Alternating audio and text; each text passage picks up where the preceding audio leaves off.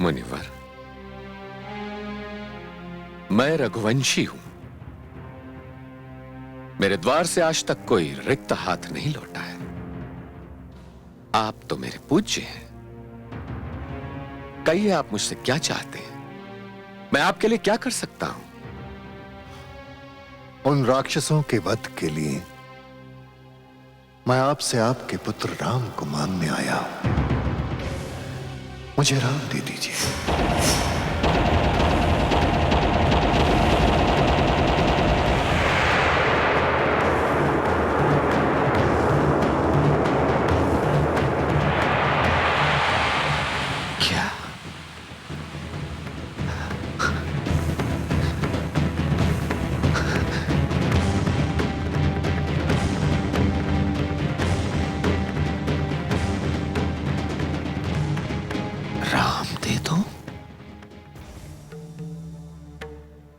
क्या हुआ रघुकुल शिरोमणि महाराज दशरथ? आपको देखकर तो ऐसा लग रहा है जैसे मैंने सर्प से मणि, सूर्य से किरण या फिर मछली से जल में ना रहने का अधिकारी मांग लिया हो। आपने सत्य कहा मुनिवर। सर्प कदाचित मणि के बिना जीवित रह सकता है, मछली भी बिना जल के जीवित रह जाए, संभव है। किंतु दशरथ राम के बिना? राम के बिना? महाराज दशरथ, राम वीर है, क्षत्रिय है, रघुवंशी है, और आपने तो उसे किसी कृपण साहूकार का धन बना दिया है, जिसके बिना कृपण मर जाए। राम धन है ऋषिवर। इस दशरथ का जीवन धन है। जैसे जीवन के चौथे पन में पुत्र धन प्राप्त हुआ हो, वो उसे किसी को कैसे सौंपते? कैसे सौंपते? आप भूल रहे हैं महाराज दशरथ कि आप वचनबद्ध हैं। आप ही ने कहा है कि आपके द्वार से कोई भी याचक खाली हाथ नहीं जाता। किंतु मुनिवर, तब मुझे यह कहा गया था कि आप मुझसे मेरे प्राण ही मांग लेंगे। अच्छा, तो अब एक नई परंपरा प्रारंभ होगी कि याचक सामर्थ्यवान व्यक्ति से पूछेगा कि उसके दान की क्षमता क्या है। आपके पूर्वज महाराज हरिश्चंद्र ने स्वप्न में दान मांगा हुआ अपना सारा राजपाट, आपकी ये अयोध्या मुझे प्रत्यक्ष में प्रदान कर दी। उन्होंने मुझसे ये नहीं कहा कि स्वप्न स्वप्न होता है। क्या आप उन महाराज हरिश्चंद्र के वंशज हैं? क्या आप उन महाराज रघु के वंशज हैं, जिनके शत्रु ने उन्हें बड़ी चतुराई से रण क्षेत्र में निहत्था बुलाया और वो वीर बिना अपने प्राणों का भय किए चला है? क्या आप रघुवंशी हैं, जिनके लिए सारा विश्व कहता है कि रघुकुल रीति सदा चली आई, प्राण जाए पर वचन न जाए?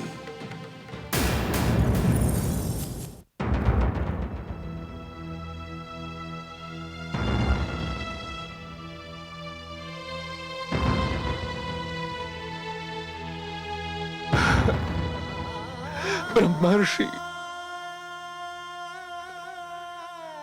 मैं वचन हार चुका हूं। ब्रह्मर्षि, मैं वचन हार चुका। किंतु इस दीन दशरथ पर दया कीजिए ब्रह्मर्षि। आज कुछ क्षण पूर्व दशरथ के नेत्रों को राम के दर्शन प्राप्त हुए। कुछ क्षण पूर्व प्रतीक्षा के तपती मरुभूमि में कुछ पल के लिए पुत्र मिलन की स्नेह वर्षा हुई। मुनिवर, मेरी समस्त सेना स्वयं मैं इस अभियान में आपके साथ चलते हैं। मैं आपको वचन देता हूं।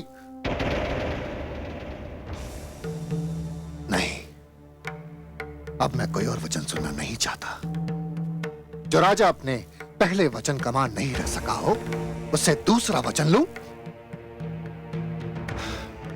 नहीं महाराज दशरथ, मुझे तो इसी समय आपका निर्णय सुनना है।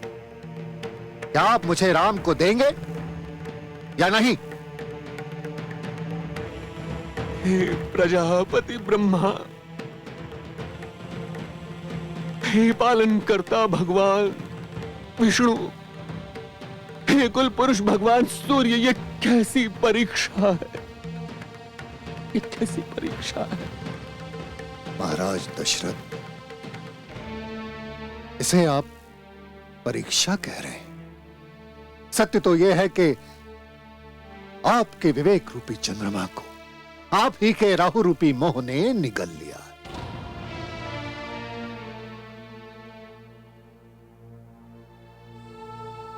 आपने मुझे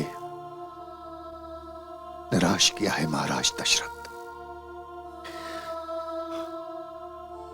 जिन राक्षसों के अंत के लिए आश्रम में यज्ञ के द्वारा मैं जो शस्त्रास्त्र बनाना चाहता था, कदाचित वो मेरे भाग्य में नहीं है, क्योंकि ताड़ का सुबाहु और मारीच का वध वही कर सकता है जिसने बाल्यकाल में भी झूठ ना बोला हो, जो बड़ी भुजाओं वाला हो, जो गुरु माता पिता का आज्ञाकारी हो, जो क्षत्रिय हो। और ये सारे के सारे गुण राम में विराजमान है। किंतु आप पुत्र मोह में विवश हैं और मैं उन राक्षसों के आतंक से विवश हूं। चलता हूं अयोध्या नरेश। ठहरिए ब्रह्मर्षि। प्रणाम ब्रह्मर्षि वशिष्ठ। ब्रह्मर्षि, आपकी तो सदैव ही रघुवंश पर बड़ी कृपा दृष्टि रही है, और आज आप ही रुष्ट होकर जा रहे हैं। कुलगुरु दशरथ की रक्षा कीजिए, रक्षा कीजिए दशरथ के कुलगुरु। ब्रह्मर्षि विश्वामित्र, क्या सचमुच याचना की कोई मर्यादा नहीं होती? क्यों नहीं होती ऋषि कुल श्रेष्ठ? क्या आपको ऐसा प्रतीत होता है ब्रह्मर्षि कि कोई भी सर्प अपनी मणि को सरलता से दान में दे देगा? और क्या आप ऐसा मान बैठे हैं कि आपके एक बार कहने पर ही कोई मछली जल को त्याग कर मृत्यु को स्वीकार कर लेगी? हे महान विश्वामित्र, क्या आज तक किसी याचक ने किसी दाता से उसके श्वास दान में मांगे हैं? नहीं ब्रह्मर्षि, याचक याचक होता है, हत्यारा नहीं होता। किंतु आप तो मेरी वशता समझते हैं। वर्षों से मैं इन राक्षसों के प्रकोप से, इनके आतंक से भागता फिर रहा हूं। विश्व कल्याण के लिए, मानवता के कल्याण के लिए जो कुछ करना चाहता हूं, वो बिना श्री राम की सहायता के नहीं कर पाऊंगा। राम मेरी विवशता है। मेरी समस्या का समाधान केवल वही है। ब्रह्मर्षि, वही श्री राम महाराज दशरथ की भी विवशता है, और संयोगवश आपका आगमन ऐसे अवसर पर हुआ है कि जिसने महाराज दशरथ को उलझन के जाल में फंसा दिया है। आपने महाराज दशरथ से राम नहीं, पिता दशरथ से उसके प्राण मांग लिए हैं। अन्यथा रघुवंश कभी अपनी परंपरा के निर्वाह से चूका है? कुलगुरु, ब्रह्मर्षि से मैं भी तो यही निवेदन कर रहा था।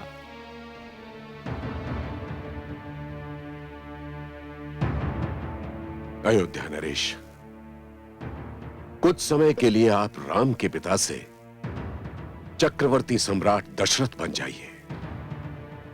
तनिक सोचिए, ताड़का, सुबाहु और मारीच जैसे राक्षस जाने कितने ऋषि मुनियों को मारकर उनका रक्तपान कर चुके हैं। आपके ही अधिकार क्षेत्र में विश्वामित्र जैसे साधक और तपस्वी अपनी तपस्या नहीं कर पा रहे हैं। उनकी समस्या का समाधान केवल राम है, क्योंकि राम ही उन राक्षसों का वध कर सकते हैं। कुलगुरु तनिक विचार तो कीजिए। कहां वो भयानक राक्षस और कहां ये कोमल राजकुमार? नहीं महाराज दशरथ, अपने पुत्र राम को कोमल कहकर उसकी क्षमता और अपने कुलगुरु वशिष्ठ के कर्तव्य को मत नकारिए। अभी तक राम आश्रम का कठोर जीवन जीने वाले राम हैं। राजभवन तो वे अभी पहुंचे हैं और आप मात्र अपने पुत्र के विषय में न सोचें। सोचिए, जब आप मेरे आश्रम से आए थे तो आते ही आपके पिता महाराज अज ने आपको देवासुर संग्राम के लिए भेज दिया था। आपने अकेले ही पूरी असुर सेना को अपने रथ द्वारा 10 दिशाओं में खदेड़ दिया था और दशरथ कहलाए थे।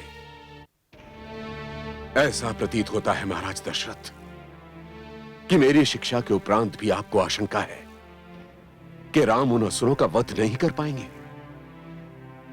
जो अवसर आपके पिता ने आपको दिया था, क्या वही अवसर आप अपने ज्येष्ठ पुत्र राम को नहीं देना चाहेंगे? वो राम जो भविष्य में आपकी प्रजा का रक्षक बनेगा। गुरुदेव ने सत्य कहा पिताश्री।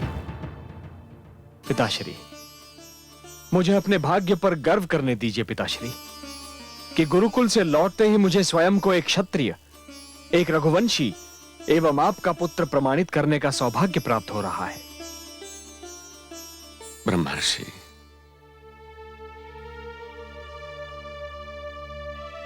ब्रह्मर्षि मुझे क्षमा कर दीजिए। आपने सत्य कहा था कि मेरे विवेक पर मेरे मोह रूपी राहु ने ग्रहण लगा दिया, किंतु अब वो ग्रहण हट चुका है।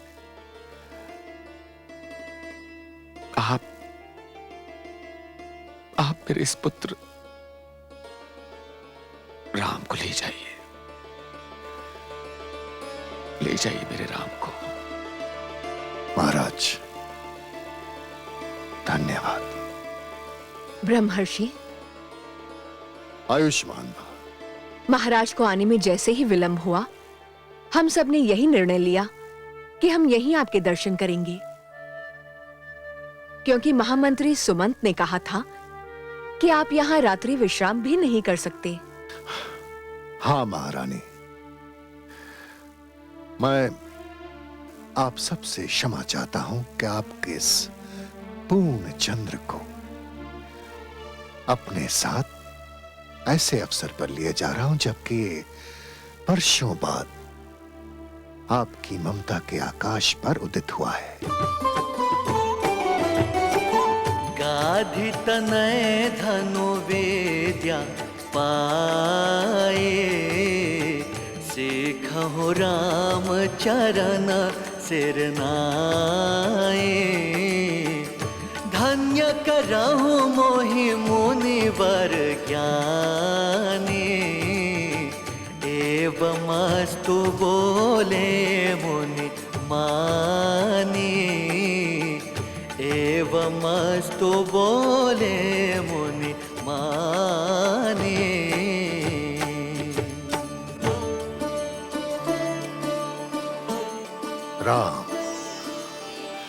राम तुम महान हो, योग्य हो। मेरे साथ जाकर तुम मुझ पर उपकार कर रहे हो, किंतु मुझे ये कहने का अवसर ना देकर तुमने अपनी महानता का परिचय दिया है। धन्य हो। मैं तुम्हें अपना शिष्य स्वीकार करता हूं पुत्र। अहो भाग्य ब्रह्मर्षि, अहो भाग्य। प्रातः सूर्य की पहली किरण के साथ हम प्रस्थान करेंगे।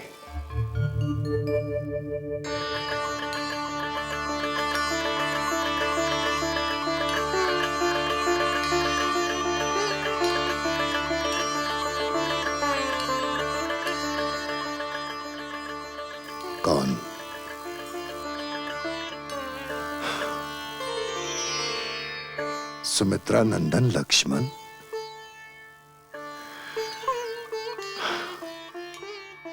तुम्हें सारी सिद्धियां प्राप्त हों वत्स। ब्रह्मर्षि, मेरे जीवन की एकमात्र सिद्धि प्राप्ति भ्राता श्री राम के साथ उनकी छाया बनकर चलना है।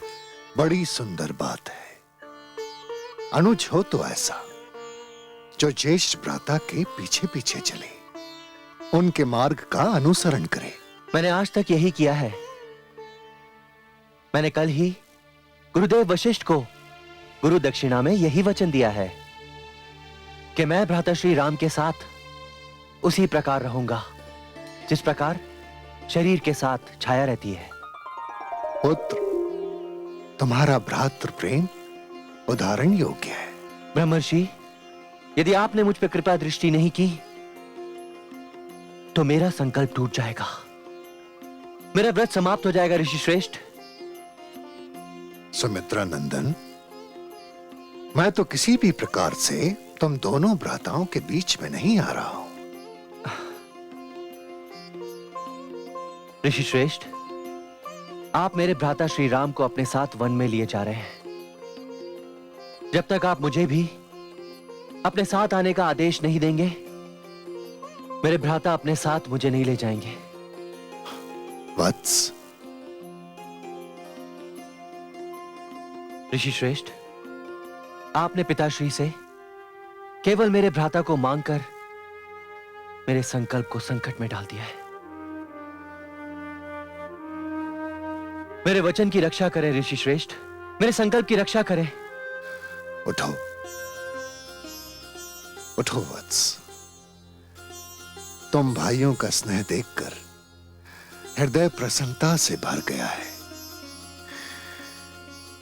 मैं तुम्हें अपने साथ ले तो चलूं, किंतु मैं धर्म संकट में हूं। तुम्हें तो महाराज अपनी माताएं एवं स्वयं राम से अनुमति लेनी होगी। मैं उन्हीं से अनुमति लेकर, उन्हीं के कहने पर आपसे विनती करने आया हूं। धन्य हो पुत्र, कदाचित ईश्वर की भी यही इच्छा है। जाओ,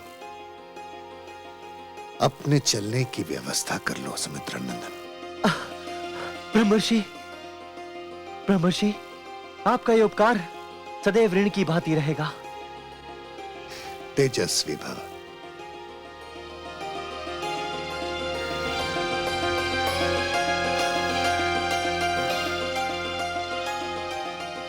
समझ गया,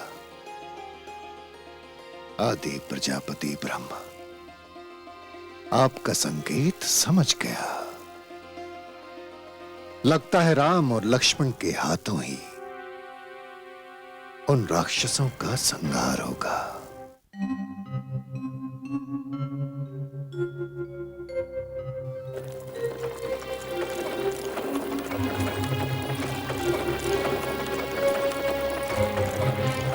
सारथी, रथ रोको। हे राम, ये वन देख रहे हो? ये वन जो कभी ऋषियों का मनपसंद स्थान और मानव संस्कृति के उत्कर्ष का सबसे बड़ा गढ़ था, आज एक ऐसे स्थान में परिवर्तित हो चुका है जहां असभ्यता और दानवता की सीमा प्रारंभ होती है। यहां नित्य दिन मानवता दम तोड़ती है। यही वो निर्दयी राक्षसी ताड़का रहती है जो शांति प्रिय ऋषियों को आतंकित करती है। हे राम, वो नरभक्षिणी ऋषियों को मारकर उनका हाड़ मांस भोजन के रूप में उपयोग करती है। उस मायाविनी राक्षसी का अंत नितांत आवश्यक है राम। आपकी आज्ञा सिर माथे पर। किंतु हे ऋषिवर, ताड़का राक्षसी होने के साथ ही एक स्त्री भी है और मुझे एक स्त्री के विरुद्ध शस्त्र उठाते संकोच हो रहा है। मुझे यह सिखाया गया है कि स्त्री अवध्य है, स्त्री का वध अनुचित है। धन्य हो पुत्र, मुझे तुम्हारे मुख से ऐसे ही बोल सुनने की आशा थी। मुझे विश्वास था कि तुम ऐसा ही कहोगे। शिष्य, स्त्री वो है जो ममता, करुणा और दया की मूर्ति है। यही स्त्री की परिभाषा है। किंतु ताड़का स्त्री के नाम पर एक कलंक है। वो निर्मम है, क्रूर है, नरभक्षिणी है। उसे स्त्री कहना स्त्रीत्व का अपमान करना होगा पुत्र। वो नित्य दिन ऋषियों का वध करती है, मानव विकास में बाधक है। उसका अंत मानव रक्षा की ओर पहला पग सिद्ध होगा।